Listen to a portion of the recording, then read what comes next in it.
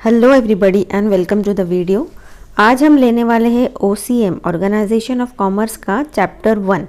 इसके पहले मैंने काफ़ी सारा पार्ट ले लिया है, तो अगर आपको चाहिए तो डिस्क्रिप्शन में आप लिंक देख सकते हो, तो आपको कंटिन्यूस वीडियो मिल जाएंगे और दूसरे वीडियोस के भी मिलेंगे। तो कोशिश करिए कि ये वीडियो को, जितने भी मेरे वीडियोज़ है, आप पूरा देखें ताकि कोई भी इंपॉर्टेंट इन्फॉर्मेशन आपसे मिस ना हो। इसके पहले हमने बिजनेस तक ले लिया है इस चैप्टर को, आज हम लेंगे प्रोफेशन। प्रोफेशन से हम स्टार्ट करते हैं। Profession is that part of economic activities under which a person uses his educational knowledge and special skill to render services for earning some income. Example doctor, lawyer, chartered accountant. अभी देखिए business और profession में क्या फ़र्क है, यहाँ पर हम देख लेते हैं। पहले हमने बिजनेस के बारे में देखा था, ओके। आज हम प्रोफेशन के बारे में देख रहे हैं। प्रोफेशन का मतलब देखिए क्या है। अभी एक टाइप के लोग होते हैं जिनमें इनबिल्ट नेचुरल स्किल्स होते हैं, है ना, कि जहाँ पर किसी भी तरह की उनको ट्रेनिंग या कुछ भी उनको सिखाने की ज़्यादा ज़रूरत नहीं पड़ती है, बस एक हल्का फुल्का आइडिया उनको मिल जाता है और वो उनका प्रोफेशन बना लेते हैं, ओके। जैसे कि अगर आप अच्छे आर्टिस्ट हो, मतलब ये इनबिल्ट अंदर से आपकी क्वालिटी है ना, तो ये नेचुरल स्किल हो गया आपका। एक वो टाइप का स्किल होता है जो कि इन्होंने यहाँ पर नहीं दिया है। और दूसरा होता है एक ऐसा स्किल जो कि आपके अंदर डेवलप करना पड़ता है, जिसके लिए काफ़ी अच्छी खासी ट्रेनिंग एंड एजुकेशन आपको मिलने की ज़रूरत होती है। तो जैसे कि अगर आपको डॉक्टर बनना है, ओके, तो आप क्या करोगे, आप उसके एंट्रेंस एग्ज़ाम दोगे, कॉलेज में एडमिशन लोगे, जितने भी 4-5 साल का कोर्स है वो पूरा कोर्स करोगे। उस कोर्स में आपको आपके जो टीचर्स होंगे पूरे स्किल्स आपको सिखाएंगे, जिससे कि आप एकदम फुल अप टू डेट हो जाएंगे उस नॉलेज से। भले वो कोई भी प्रोफेशन हो, डॉक्टर हो, लॉयर हो, चार्टर्ड अकाउंटेंट हो, तो ये क्या बन गया, आपका प्रोफेशन बन गया, क्योंकि इसके अंदर आपने अच्छी खासी फीस भी भरी है, अच्छे कॉलेज में गए, पूरी ट्रेनिंग ली है, तब जाके आपके ऊपर मतलब कोई भी बंदा भरोसा कर सकता है कि नहीं ये सीखा हुआ इंसान है। भले इसके अंदर वो इनबिल्ट क्वालिटी हो या नहीं हो, आपने उस चीज़ की ट्रेनिंग ली है। वेयर एज जो दूसरे नेचुरल इनबिल्ट स्किल्स होते हैं उसमें, जैसे कि अगर आप छोटे मोटे जैसे इलेक्ट्रिशियन भी हो जाते हैं, वो लोग कई बार सिर्फ देखकर ही सीख जाते हैं, उनको ट्रेनिंग की ज़्यादा ज़रूरत नहीं होती है। अगर आप पॉटरी करते हो, मटका बनाते हो, ये मटका जो बनाते हैं ये लोग, उसके भी कुछ वो एक नेचुरल, उनके ऐसा समझो कुछ चीज़ें होती है जो कि उनको खानदानी उनके ब्लड में ही रहती है। लेकिन यहाँ पर जो हम प्रोफेशन, ये जो वर्ड की बात कर रहे हैं, यहाँ पर प्रॉपर ट्रेनिंग लेके सीख कर और फिर आप मार्केट में उतरते हो आपके नॉलेज के साथ। इसके कुछ फीचर्स है, क्या है वो देख लेते हैं। एम है पहला प्रोफेशन का, every profession is practised for earning money. देखिए अगर आप डॉक्टर के लिए एडमिशन ले रहे हो तो आप, चलो थोड़ा वो डॉक्टर का प्रोफेशन तो होता ही है, थोड़ा बहुत उसे हम एज अ दान धर्म का टाइप भी सोच ले सकते हैं अगर कभी ज़रूरत पड़ती है तो। लेकिन जब आप एक्चुअली एडमिशन लेते हो तो आपका मेन एम क्या है, अल्टीमेटली आपको क्या करना है, आपका करियर, ये जो वर्ड है करियर का अल्टीमेट मतलब ही क्या है, ओके। अल्टीमेट मतलब ये है, आखिरी मतलब गेन, इन आपका एम ये होता है कि आपको पैसा कमाना है उससे, है ना। एवरी प्रोफेशन, भले आप डॉक्टर हो, लॉयर हो, सीए हो, कोई भी हो, every profession is practised for earning money, पैसे कमाने का एम होता है। Also they render services to their client and solve their problem. हाँ, साथ साथ में आप अपनी सर्विसेज देंगे, ओके, अपना जो उनका जो प्रॉब्लम होगा वो सॉल्व करोगे, लेकिन उसके बदले में आप क्या करोगे, उनको फीस चार्ज करोगे। अल्टीमेटली मतलब ये कि you are going to earn money, आप पैसे कमाओगे। Qualification, A profession can be practiced only after acquiring required qualification। जो प्रोफेशन है उसको कोई भी बंदा, कुछ चीज़ें ऐसी होती है ना, देखिए जो कि मैंने आपको इनबिल्ट कहा था वो तो एक अलग भाग हो गया छोटा मोटा, जिससे किसी की जान की हानि या मान की हानि या पैसों की हानि नहीं होती है, वो तो नेचुरल स्किल्स हो गए, ओके। लेकिन कुछ प्रोफेशंस ऐसे होते हैं जिसके अंदर अगर आपको प्रॉपर ट्रेनिंग आपने नहीं ली और अगर आप अपना अपना ही दिमाग लड़ाते रहे तो हो सकता है सामने वाले को भारी नुकसान पहुंच जाए। इसीलिए प्रॉपर ट्रेन होना बहुत ज़रूरी है। A profession can be practised only after acquiring required qualification. जैसे कि डॉक्टर है, अगर आपको ऑपरेशन करना है तो आप कोई भरोसेमंद वेल क्वालिफाइड मास्टर्स डिग्री वाला जो डॉक्टर होगा उसके ही पास आप जाओगे, अपना ऑपरेशन करवाओगे, या फिर किसी भी राह चलते नीम हकीम से तो आप करवाओगे नहीं, है ना। तो फिर each profession has a certain set of body of knowledge. अभी हर प्रोफेशन की प्रॉपर ट्रेनिंग दी जाती है, हर प्रोफेशन की फील्ड की अलग नॉलेज होती है जो कि एक्वायर करनी पड़ती है उस प्रोफेशनल इंसान को, जो कि स्टडी करके ही पाई जाती है। This knowledge has to be acquire only by systematic and formal training. वही मैंने आपको बताया कि प्रॉपर ट्रेनिंग और ट्रेनिंग की ज़रूरत होती है जिसमें कि पूरा ट्रेन किया जाता है, पूरा नॉलेज उस बंदे को दिया जाता है, सिखाया जाता है। One cannot practice profession unless this knowledge is acquired. अगर आपको पूरा प्रॉपर नॉलेज अगर आप एक्वायर नहीं करते हो, एग्जाम्स उसके प्रॉपर नहीं दे पास आउट करते हो, अगर आपके पास प्रॉपर सर्टिफिकेट नहीं है पास आउट का, तो आप वो प्रोफेशन को कंटिन्यू नहीं कर सकते। फाइनेंशियल रिटर्न्स देख लेते क्या है। Professionals get fees in exchange of the service, है ना। ये तो हमने अभी ऊपर भी देखा कि प्रोफेशनल्स जो होते हैं उनको उनकी वो क्या करते हैं, सर्विस रेंडर करते हैं अपनी, है ना। तो सर्विस के बदले वो क्या करते हैं, फीस चार्ज करते हैं। फीस का मतलब क्या, पैसा मिलता है। Income received by professional is not fixed. अभी इनकम जो होती है प्रोफेशनल फील्ड में वो कोई एकदम फिक्स्ड इनकम नहीं होती। जैसे कि अगर आपके पेरेंट्स जॉब कर रहे होंगे किधर, उनको एक फिक्स्ड सैलरी मिलता होगा, है ना, कंपनी वगैरह में। लेकिन अगर आप प्रोफेशन में घुस जाओगे ना, चले जाओगे, तो प्रोफेशन के अंदर फिक्स्ड इनकम नहीं होता है। जैसे कि लॉयर है, हो सकता है अगर कोई अच्छा खासा बड़ा बंदा केस है तो वो उसको 5 लाख 10 लाख भी फीस ले सकता है कोई लॉयर। उसी तरह से अगर कोई छोटा मोटा डिवोर्स का केस है तो उसको 5 लाख फाइन लगाएगा क्या, फी लगाएगा क्या, नहीं। हो सकता है 1-2 हज़ार ले ले या 500 रुपये ले ले, या हो सकता है कुछ नहीं भी ले, है ना। This knowledge has to income received by profession is not fixed. Professionals can be employed in an organisation और सेल्फ एम्प्लॉयड। अभी जो प्रोफेशनल्स होते हैं ना, इनको या तो आप किसी ऑर्गेनाइजेशन में वो ज्वाइन होके जॉब भी कर सकते या खुद का भी प्रोफेशन वो स्टार्ट कर सकते हैं। जैसे कि डॉक्टर्स हो गए, अगर कोई डॉक्टर ने कोई बड़े हॉस्पिटल में ज्वाइन किया है, ओके, तो वो क्या हो गया, वो उस ऑर्गेनाइजेशन के साथ काम कर रहा है और साथ ही साथ वो एज अ प्रोफेशन जो है उसका खुद का अलग से क्लिनिक भी चला सकता है। उसी तरह एडवोकेट्स भी होते हैं, उनके भी बड़े बड़े फॉर्म्स होते हैं, तो वहाँ पर भी जॉब कर सकते हैं और अपना चाहिए तो खुद का प्राइवेट अपना भी ये केसेस लेके सॉल्व कर सकते हैं। A working chartered accountant gets salary, but those who practice privately, that is self-employed, get fees. वही जो जॉब करेंगे उनको सैलरी मिलेगा और जो खुद का बिजनेस करेंगे, खुद का जो सेल्फ एम्प्लॉयड रहेंगे वो फीस चार्ज करेंगे। ओके, देन कैपिटल क्या है देख लेते हैं प्रोफेशन का। Profession can be practised independently और professionals accept a job in any organisation. अभी हमने देखा वो जॉब करेंगे या खुद का करेंगे। Independent practicing profession requires huge capital for setting his practice. It differs from profession to profession. अभी देखिए, अगर वो किधर जॉब ज्वाइन कर रहे हैं तो वो तो चलो उनको सैलरी जैसा स्टार्ट हो जाएगा, लेकिन अगर वो खुद का स्टार्ट कर रहे हैं तो खुद का स्टार्ट कर रहे हैं प्रोफेशन का मतलब क्या, वो इनडायरेक्टली बिजनेस ही स्टार्ट कर रहे हैं, है ना।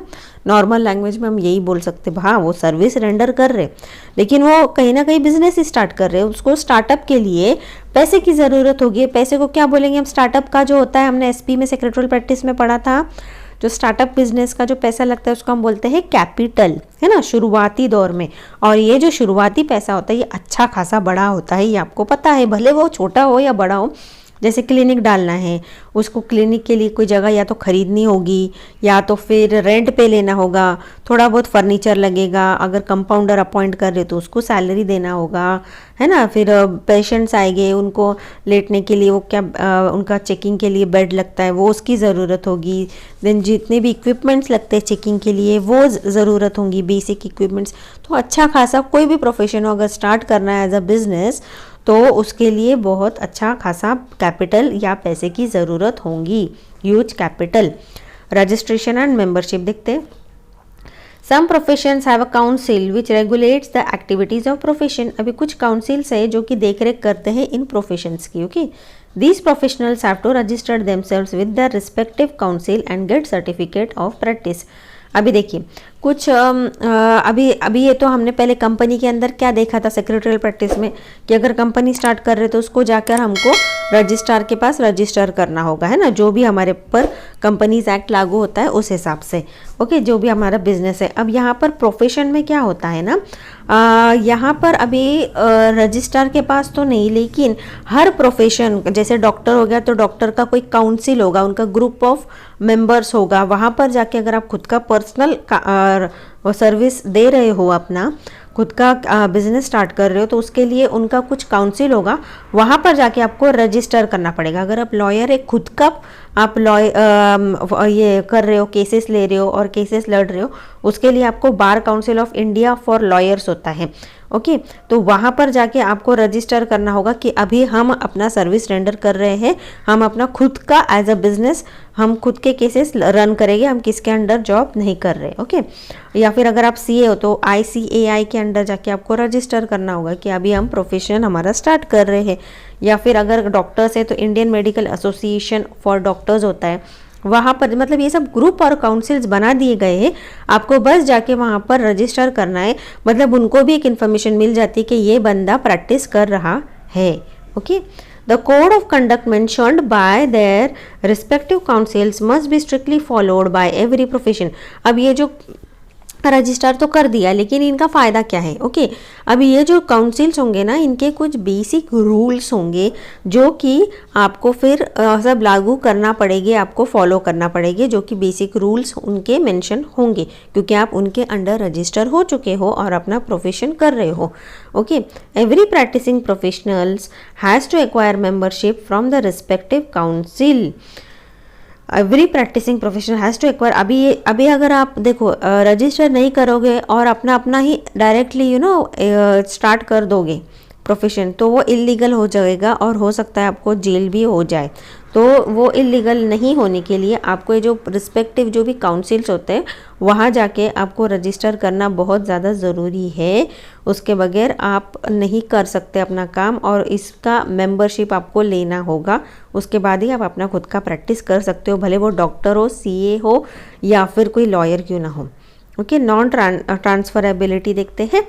Profession can not be transferred to other person और द विल ऑफ प्रोफेशन। अभी देखिए ऐसा बिल्कुल भी नहीं हो सकता, ये बिल्कुल इलीगल है कि कोई एक बंदा जा रहा है, एडमिशन ले रहा है, डॉक्टर बन रहा है और पास आउट होने के बाद अपना डिग्री किसी और के हाथ में दे रहा है, और वो दूसरा बंदा ही अपना वो डिग्री लेके यूज़ करके एज अ डॉक्टर बना बैठा है, हालांकि उसने कोई ट्रेनिंग नहीं लिया।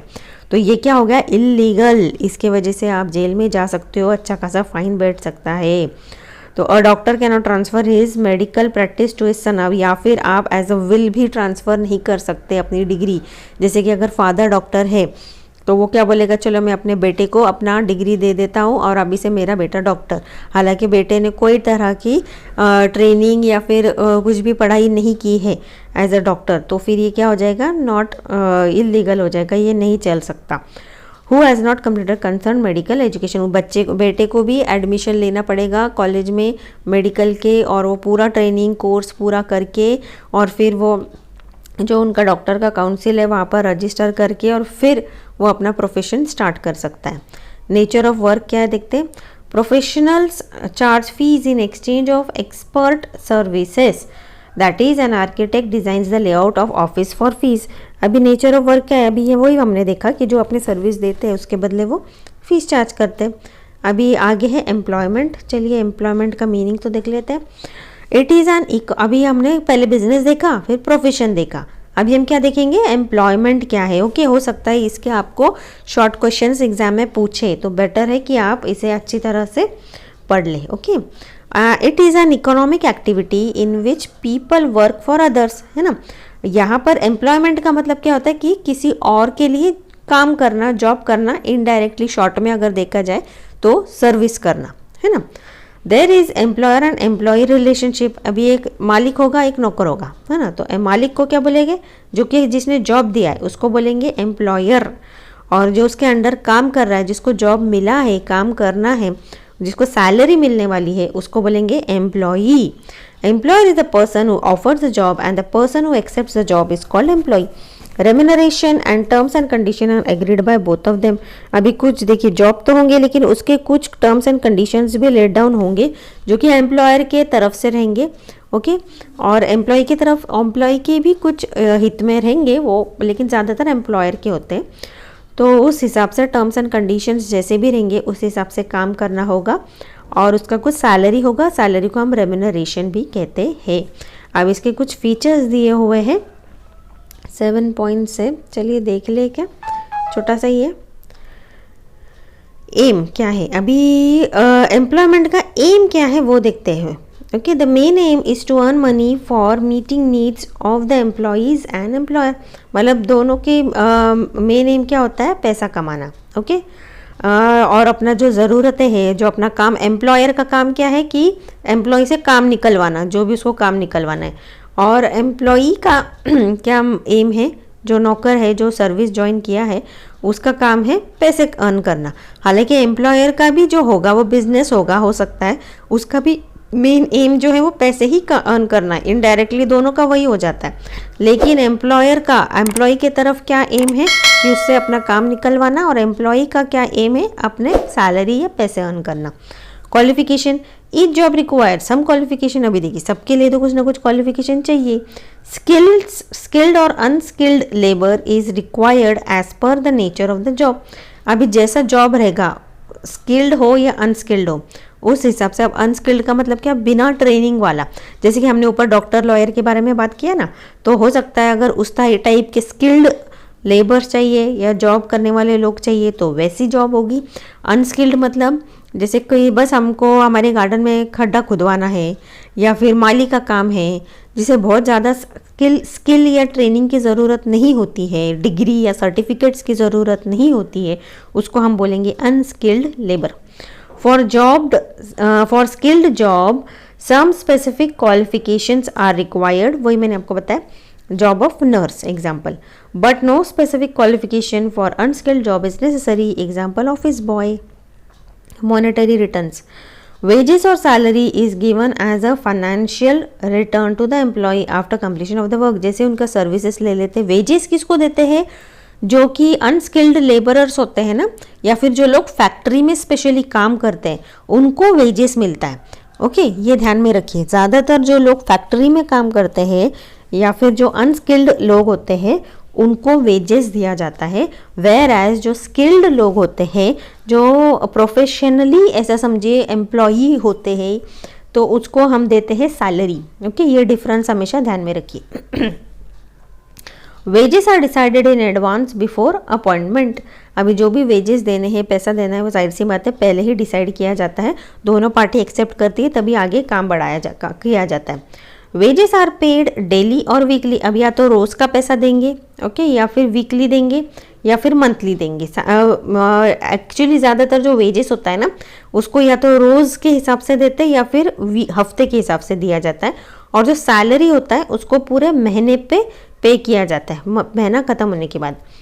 Along with salary other benefits like bonus, then quarters to stay, subsidiary food in canteen etcetera also can be given to employees. अभी सैलरी के साथ में दूसरे बहुत सारी चीज़ें देते हैं, जैसे कि बोनस हो गया, है ना। अगर जैसे नर्स वगैरह हो गए उनको क्वार्टर्स भी मिलते हैं, टीचर्स हो गए उनको क्वार्टर्स भी मिलते हैं, क्वार्टर्स भी रहने के लिए मिल सकता है। Then subsidiary food in canteen, canteen में फूड भी फ्री में मिलता है, कई बार ऐसा भी होता है। बहुत सारी मतलब सर्विसेज उनको मिल सकती है। मोस्टली गवर्नमेंट जॉब्स में होता है ये सब कुछ। कैपिटल क्या है, no capital is required for employment because employer invest and provides everything to the employee for completing the job. अभी देखिए सब कुछ ना कहीं जुड़ के वो बिजनेस से ही आ जाता है, इनडायरेक्टली अगर देखा जाए तो।